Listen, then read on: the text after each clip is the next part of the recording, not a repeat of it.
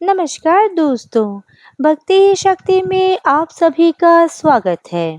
आज मैं आपको महाभारत का एक सुंदर प्रसंग सुनाने जा रही हूँ।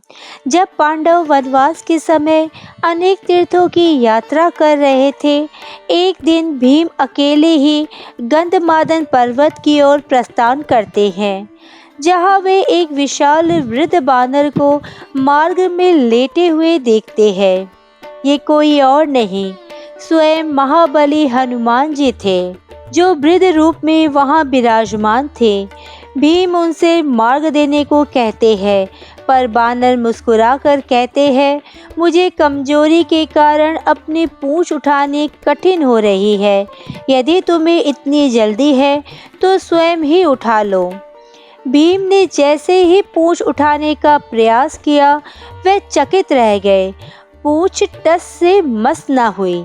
जब उन्हें ज्ञात हुआ कि ये कोई साधारण बानर नहीं है, वे विनम्र होकर पूछते हैं, हे प्रभु, आप कौन हैं? आपका तेज तो किसी तपस्वी या देवता से कम नहीं है। कृपया मुझे अपना परिचय दीजिए।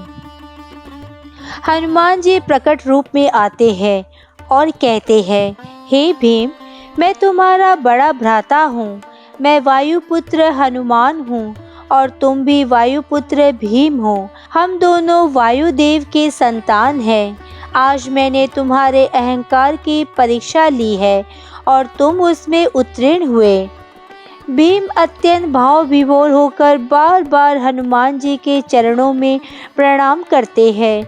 उनका हृदय हर्ष और श्रद्धा से भर जाता है। भीम हनुमान जी से प्रार्थना करते हैं, हे प्रभु, कृपया मुझे वह रूप दिखाइए जो आपने लंका विजय के समय धारण किया था।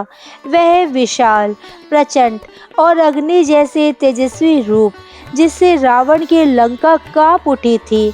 मैं आपके उस रूप के दर्शन कर धन्य होना चाहता हूँ। हनुमान जी मधुर मुस्कान के साथ उत्तर देते हैं, हे भीम, मैंने वह रूप श्री राम जी की आज्ञा से धारण किया था।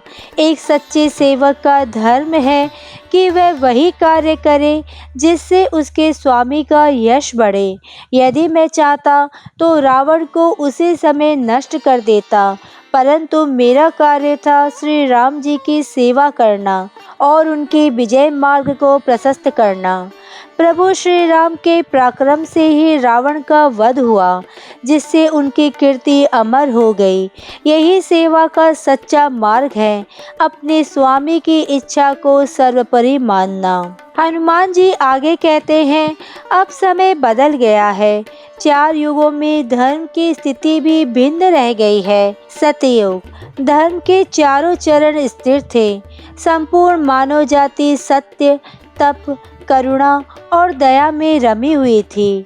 कोई रोग, द्वेष, कोई कामना नहीं थी। हर व्यक्ति ईश्वर में रमा हुआ था। त्रेता युग, धर्म का एक चरण कम हो गया। यज्ञ और तप की प्रधानता आई। द्वापर युग, धर्म के 2 चरण समाप्त हो चुके थे। पूजा पाठ और धर्म का दिखावा अधिक हुआ।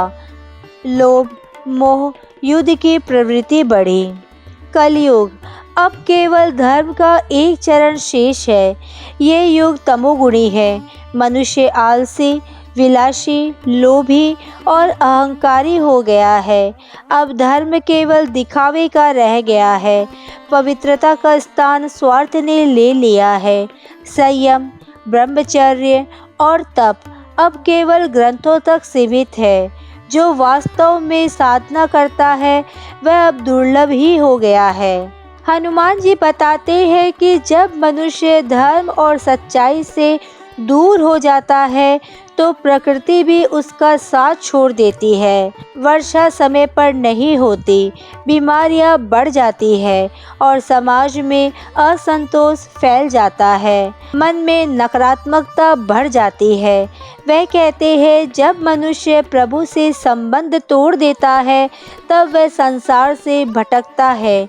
जितनी भी समस्याएं हैं, मानसिक अशांति, आर्थिक कष्ट, पारिवारिक कलह, इनका मूल कारण है भगवान से दूरी और धर्म से विमुखता।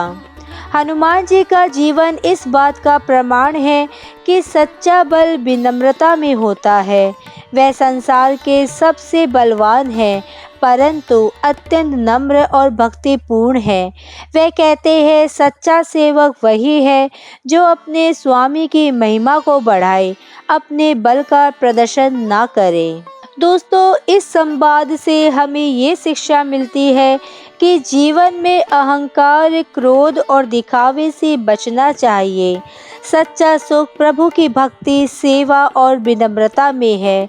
चाहे युग कोई भी हो, यदि मन शुद्ध है तो हृदय प्रभु में लीन है, तो कलयुग में भी परमात्मा की प्राप्ति संभव है। जय बजरंगबली। आज के वीडियो में बस इतना ही। अगर आपने मुझे अब तक सब्सक्राइब नहीं किया है तो सब्सक्राइब ज़रूर करें, कमेंट और लाइक करना ना भूलें। इसी कामना के साथ कि आप हमेशा खुश रहें, स्वस्थ रहें। नमस्कार।